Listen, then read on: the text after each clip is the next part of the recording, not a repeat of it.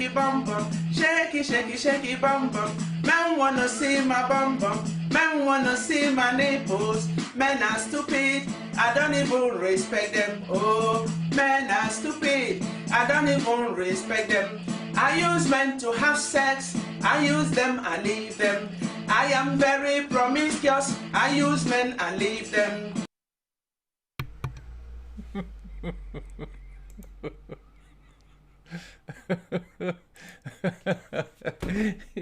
Hey, yeah, shaky, shaky, shaky bum bum.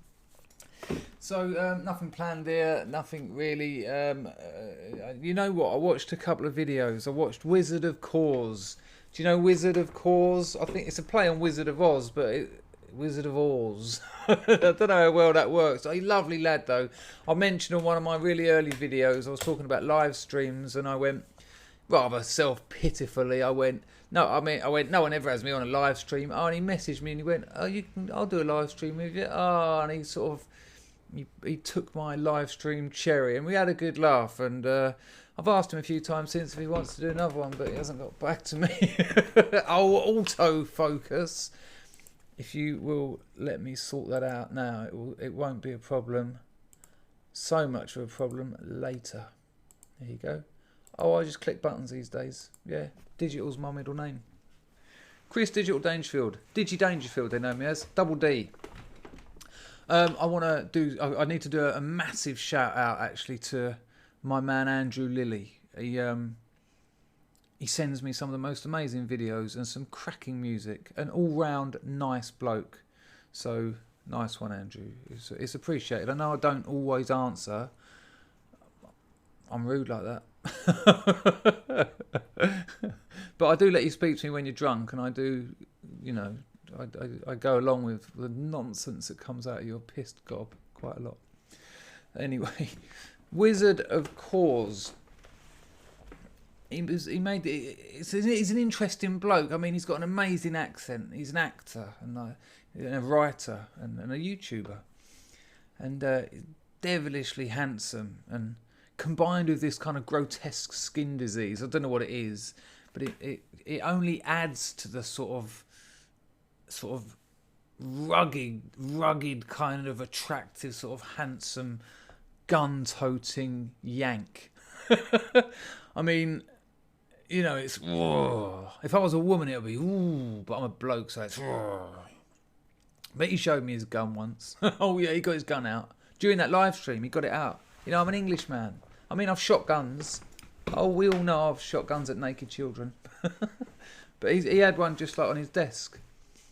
Anyway, I'm watching a video he made yesterday, and he was proper pissed off at the way certain YouTubers have been disregarding mental illness and depression, as I once did. You know, like I used to also write off anorexics and bulimics until I lived with one. You know, it used to be just eat something, and to depressed people, just cheer up, and to drug addicts, just stop taking them. I said all of that in my life. And he was talking, and he's got a great voice. Billy Bong's got a great voice as well for making videos. You know, it's stoned, but it's so nice. It's like, ah. I feel for Billy though. I think a lot of people put Billy's videos on before they go to bed, and I don't know if anyone gets to the end. Not because they're boring, but they're just so fucking relaxing. Even when he's slagging off cockroach Linda Sarsour, he's got that kind of Brooklyn kind of stone drawl, and I'm like, yeah, it's like an audio contact high. Anyway, handsome Wizard of Cause is talking about depression, and he said it almost he said it almost in passing, that he knows what he's talking about because he's been in that position where he's had his gun in his mouth. Whew. I mean, I've been lucky in that respect. I've never had suicidal thoughts. You know, I've been fucking unhappy. I've been in some miserable situations, but I've never had a consistent urge or a consistent. I'm literally scratching my ass. I forgot I was videoing myself. I've never thought I've never contemplated suicide. The nearest I've got to it was the last withdrawal I'd done in Thailand. No, tell a lie. The one before that, when I was in Seahorse Mansions. The one that the novel's about. Oh, there's the cleaning vehicles, as if by magic. Yeah, great. Well, why wouldn't you be coming along now? And I remember, you know, I hadn't left the room in about 10 days and I was fucking in agony from top to bottom. What you've got to remember, if you don't know about a heroin withdrawal, is it's not like not having a cigarette. You don't just crave heroin. Your whole body requires it to function properly. And because you haven't got it, you're in agony. It's not like, oh, I could really do with some. It's just like, you know, you're out of breath sitting up. You need some water. And the water means lifting your arm up and putting it out. And you just haven't got your arm just doesn't make it, just collapses. And then after an hour of that, you've had enough. After a day, after a week, and you're not sleeping anyway. I've been through that 1,000 times. And I remember laying in the bed and looking at the window, and I remember thinking, if I could get to the window, I'm high enough up, I think, to just sort of rock over the side of the balcony, and this would be over. This would be over. Now, I can't remember for sure where my thinking went from then, but I think it was maybe along the lines of, it might not be high enough up, and then I might just sort of break my legs or something. It might not work. And then I'll be withdrawing. Well, they'd probably hit me with some morphine. I mean, I know junkies that have done that. I'd have mate. He was far from a mate, the person I'm thinking about. But we ended up victims of each other's circumstance, living together, dying together. And he said, I'm going to get run over. I'm going to get run over so I can get some morphine off of the first responder. And I wasn't as sick as him. I hadn't declared, you know. But you know, I was playing along. He'd done that to me all the time. Junkies do that all the time. There's a joke among drug addicts. What's the difference between a heroin addict and a crack addict? They'll both steal your wallet, but the heroin addict will help you look for it afterwards. If you get that, you shouldn't. And I was like, all right, then let's go. And I went with him, and I watched him sticking his leg out in front of cars. And it had everything. It had everything. In that one scene was everything you need to know about heroin addiction. Just this bloke. I had to check that I've got my trousers done up. Just watching this bloke. Like, literally, cars going by and him going... Just sort of putting his leg out. Like, nowhere near them. And his face was so serious. He was like... You know, it was like he was trying to work out the trajectory. You know, the car's travelling at 30 miles per hour, doing like trigonometric, real concentration. And the upshot of it was just this sort of weird leg going up. And every time he'd done it, you could see that he was getting more and more tired. About half hour. I sat there, just sitting in the drizzling rain of Paynton, watching him put his leg nowhere near passing vehicles. But yeah, that's the nearest I've ever got to suicide. Not watching someone else kick the air near cars. But yeah, looking at that window. And you know, like I say, I wasn't thinking of doing it. I just understood that given the choice, I could stop the feeling I was going through. And then today I watched a video by some black guy. That's the name of his channel. I'm not just like, yeah, I watched some random Negro. Some black guy, Derek Blackman. And he's taken a couple of weeks off of YouTube, and basically because he's depressed, and it was strange, you could hear it in his voice, and his whole manner had changed. He appeared beaten. You know, I don't want to get too much into this, you know, being on YouTube, talking about being on YouTube. It gets a little bit, you know, sort of indulgent, and you know, it's a bit spiraling inwards, isn't it? But you know, you share a lot of stuff. You do a lot of stuff. And if you don't make a video for a few days, there's money going into your bank. Not a lot. You know, I ask for dollars, and thank you very much to the people who give me that and to the people who give me more. But, you know, you don't make a video for a couple of days, you start thinking, oh, shit, man, you know, that's not really on, is it? And he said, you know, he looked under pressure, and he had to make a video to say he wasn't going to be making videos. I done it, didn't I, when I went away? When I went away to get clean. I told you I had to go away and do something important.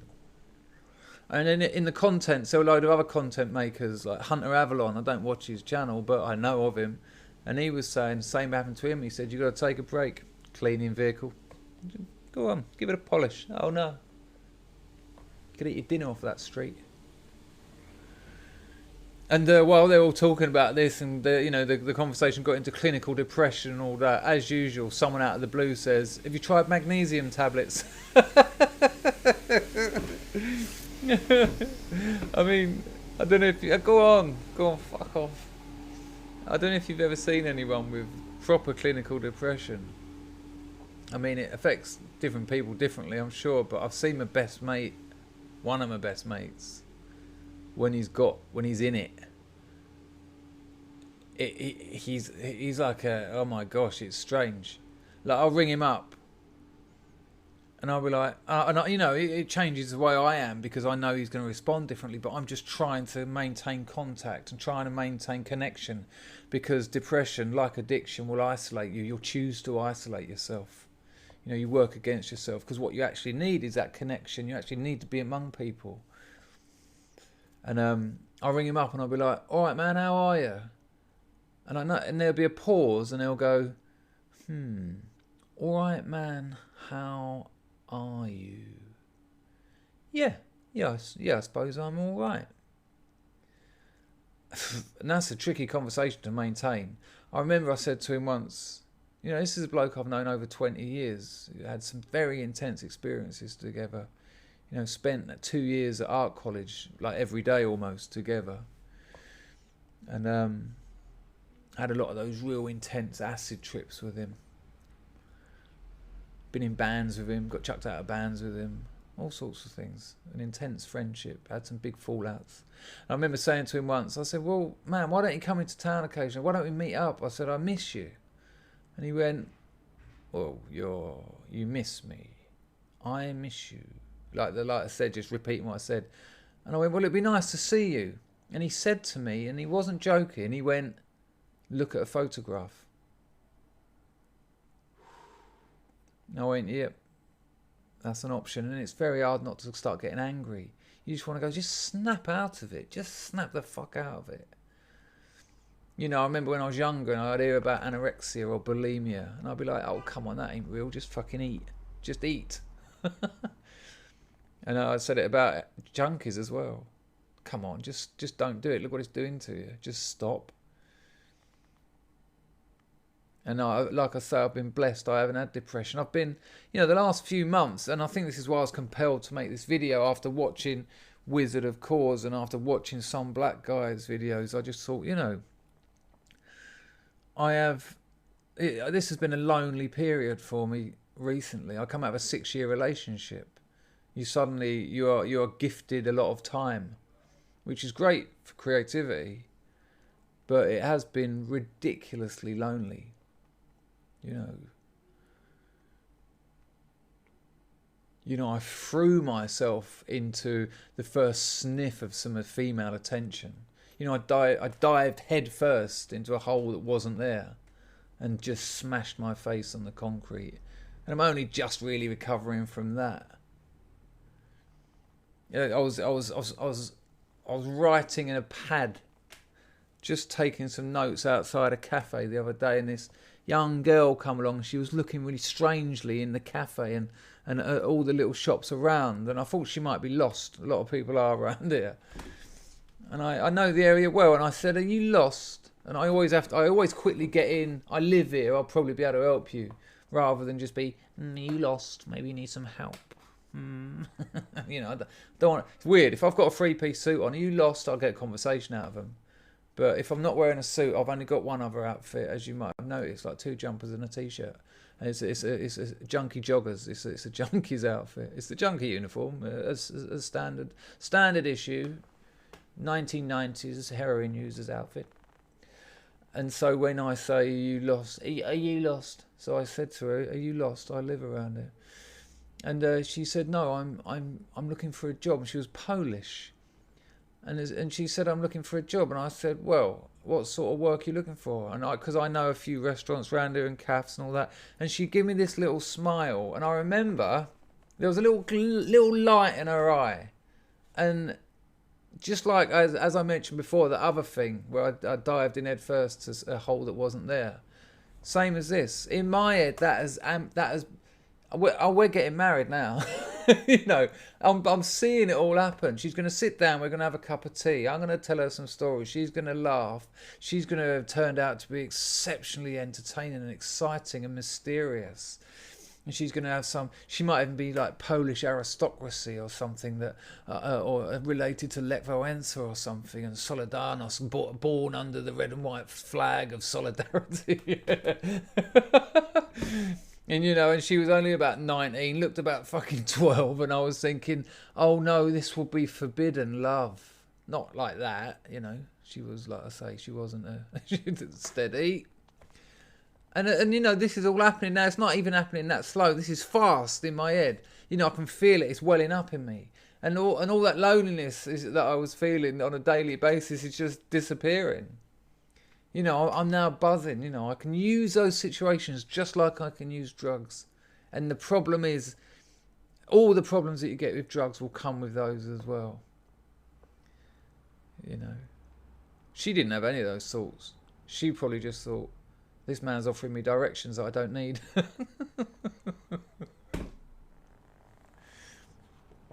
But yeah, fuck me.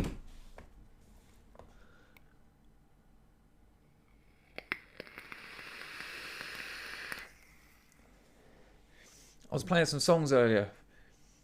I listened to Bonnie Prince Billy's I See a Darkness, you know, what's it, Johnny Cash's song. Well, you're my friends, it's what you taught. Yeah, you don't need that, do you? But if you don't know it, give it a listen. Give it a listen. Give Bonnie Prince Billy's version a listen. Type it in, I See a Darkness, Bonnie Prince Billy. And I was listening to that, I thought I'd write a song, and I started just fucking around. And some of you have heard my songs, and they're not great, but as I just went back to some old songs I wrote like 20 years ago, and my eyes just started welling up. And I'm not a good crier. I wish I were. I'd like to be able to have a really good cry, but I don't. Rather than have one good bout of tears, I'll tend to have a few weeks of just being on the verge of it. Much like I said old Derek Blackman was, you know, you could tell in his manner and in his voice that he was on the verge of something. And yeah, and I just thought, hang on, you know, you don't want to be writing songs now. Well, maybe I should have done, but this is all, you know, I think the writing of this novel has contributed to this loneliness, because I wanted to write, you know, it's a love story really, but I also wanted to write something that in itself was loving to me, to the reader, to the story, something, you know, not like a celebration. That feels ugly. Not a celebration of I want this novel to sound, I want this novel to obviously care about his subject. And it's, you know, I'll go on Google Earth to places that are locations in the novel. On Sunday I was writing a bit about there's a road in Patong called Soy. While I was researching it, you know, sometimes I'll just try and get the head going. Like I say, I'll go on Google Earth or other things. I can't remember. I found out. I think I clicked on a photo and it was advertising that the website patong.com was for sale, and I suddenly thought, hang on, man, that's fucking gold dust. Not as in an earner, But to sell the novel, you know, what'll happen is I've got chrisdangerfield.com, you know, at the moment it just links through to my YouTube, but it gets a few thousand hits a month. And I thought, you know, what I'll do is you'll be able to buy my novel on there. But I thought if I had patong.com, that would be amazing, you know, just as a thing to sell the novel. So I emailed them and I got an answer today, 30 grand. £30,000. Yeah, I wrote back and I was like, nah. And then he wrote back, or she, or Z, and said, well, what sort of ballpark figure are you thinking? And I actually bothered to write back, and I went 50 quid. He hasn't got back to me. But yeah, I'll go to places in Patong. There's this road called Soi Kep Sap. It's lined in brothels. That's all it is. Just brothels, both sides. And they're night brothels only. You know, during the day, they're just closed. The girls will be sitting outside, you know, hacking grit out of their toenails and combing each other's hair. But about 7 o'clock, you'll walk up there in the evening, and they'll all be just doing each other's hair, putting each other's eyelashes on, doing each other's makeup. A couple of hour job. Transform themselves from females to women. And it's some transformation. And after that, it's carnage. It really is. I mean, you walk down there in a gang of blokes or a man on your own, you'll be grabbed, physically grabbed by the arms. Sometimes both sides. And they'll just be pulling you and trying to get you in. And the faces they'll pull, the gestures they'll make. And it's easy to turn that down at 8 or 9. But, you know, after a couple of buckets of vodka, you'd be surprised how long it can take you to get down that road. I mean, I've come out of one, got like 4 meters, and gone in another one. I mean, I've met up with people out there, you know, people who stayed at the same hotel, or I've met in a bar or whatever. And, you know, I said, oh, should we go down to so-and-so? And they're like, yeah, let's say. And I said, I'll start walking. They go, no, we'll go that way. I go, well, it's quicker down here. They go, I'm not going down Kep Sap, man. I never get to the other end. It's like a filter. There's no perverts at the east end of Patong Beach, because none of them can get all the way down Kep Sap without getting absorbed into a house of the illest of reputes. But I'll go on to Google Earth to remind me of the place, and you know, while I'm writing this novel, and it's written in the present tense, first person present. All the stuff in Thailand is first person present. So it's like, you know, I am walking down the road. It's hot. I'm hot. My feet are hurting. Yeah, it's better than that. Not much, but a little bit better than that. But, you know, it's in the present. You know, it reminds me of what French philosopher Michel Foucault said about writing. He says, what I write takes me by surprise and teaches me what I think. And, you know, it's like that. It's like that with talking, isn't it? You know, I don't think what I'm going to say and then say it. I say what I'm saying, and then I get a chance to think about what I mean. And it's like that with writing this novel. And so I'm continually taking memories and processing them through some kind of filter. I don't know what it is. And then I have to confront them as sincerely as possible as well. You know, I don't want this to be a waste of time. It's not a fucking report. I want to do it justice. I want to do her justice. You'll know what that means when you read it. I want to create something that is up to the life she's had and what she's done for me, what she's given me.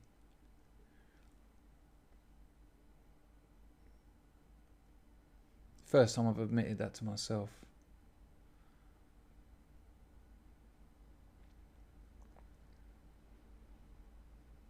That's what I want to do with it. I put something up on Twitter the other day, Ernest Hemingway quote. He says, writing's nothing. You just sit at a typewriter and bleed. And if you've ever been involved in any creative endeavour, you know, whatever it's about, it's essentially about you. You know, you're the author, whatever your intention. But this is explicitly autobiographical. You know, when I write I'm talking about me, this person here. My relationship to that place, Patong, you know, the people there, it's intense. And it's, dare I say, intimate. And that's what my life is lacking at the moment. And I say at the moment, it's always lacked it. My life has lacked intimacy. Find an addict, find any addict addicted to anything, and you'll find an absence of intimacy. You know, that's the litmus test for addiction as far as I'm concerned. And I've got to a point where I unfortunately know that now. You know, being in that relationship allowed me to sort of glaze over the cracks. Being out of that relationship and doing myself a bit of minor damage with a stupid obsession has sort of let the shit rise to the surface. And I'm being fucking drawn to Patong like nobody's business. You know, I've got to go. I've got to go on holiday there. I need a break. Hey, there you go. I got there. Wizard of Cause, Derek Blackman, Christopher Stewart Dangerfield, BA Honours, MA. And I'll make it happen, because what have I got to do? I've got to find some money. The Patreon money for the novel is separate. Don't worry. I would not imagine that. Imagine I finally get the novel finished, say in January or something, and everyone's like, well, when's it going to be published? I go, I spent all the money on holiday. I've done that before. I've done it years ago. My mate gave me a couple of grand to publish a novel, and I spent it on drugs. You know, I try not to think too much about the past. He asked me to be his best man. One of my best friends, fucking, you know, an amazing person in so many ways. So ridiculously unique. He asked me to be his best man, and I blew him out like a day before or something. And I forgot that I blew him out. There's a few of us sitting around my house once, and his wedding come up, and I was like, hang on, how comes I didn't go to your wedding? In my head, I'm thinking maybe I was detoxing somewhere in rehab or something, and it all got a bit awkward. And like my other mate went, well, this is awkward. I went, well, what happened? All still, what happened? And he went, well, you rang me up and went, I can't do it. So and so had to step in. And the thing is, if he hadn't have asked me to be his best man, I'd have been fucking devastated. What a selfish cunt. And this is and I will give you an example of how incredible he is and how unique and wonderful he is. When I apologised and I tried to make it as sincere as possible, he said to me, it's the fact that you do that sort of thing quite effortlessly, which is why I asked you to be my best man. He let me off the hook. Gave me that. You know, I felt like I took from him and he gave me more. That's a real friend. Anyway, so this is what I've realised. I've got to make it. I've got to get to Thailand. December, January time. I like getting out of here for Christmas. I don't like Christmas. Out in Thailand, you don't know it's happening. It's fucking great. You're literally just not aware of it. I come back and Christmas has happened and it's wonderful. So I think a few things are going to get sold. I might ask my mother if she can lend me a bit of money. And I'm going to indulge in some reflection and some intimacy. You know, I'm expecting to retire out there. And as much as, you think about me in Thailand and what I've told you, yeah, there's been madness and yeah, there's been lots of sex, but if it was just that, I wouldn't have this relationship with it. There's something else. There's something else about me there. And this isn't, and I haven't quite found it yet. This is becoming very indulgent. I do apologise, but you know, I think this is where I'm getting to with the novel. You know, it's written. The words are there, like I keep saying. There's 110,000 words. But when you're a writer, look, imagine you're a sculptor. Imagine you sculpt with clay. Well, you've got a bag of clay. which you mould into shape. You make forms and shapes out of it, but you've got the clay. When you're a writer, you got fuck all. You've got the memories or the ideas, but you haven't got the material. So now I've got the material, but now I've got to shape and form it. And as I'm doing that, that's when I'm finding a story, and that's where I'm finding a screaming for intimacy. And actually, when I talk about suicide, there's a different kind of death drive when you're actively disengaging with intimacy.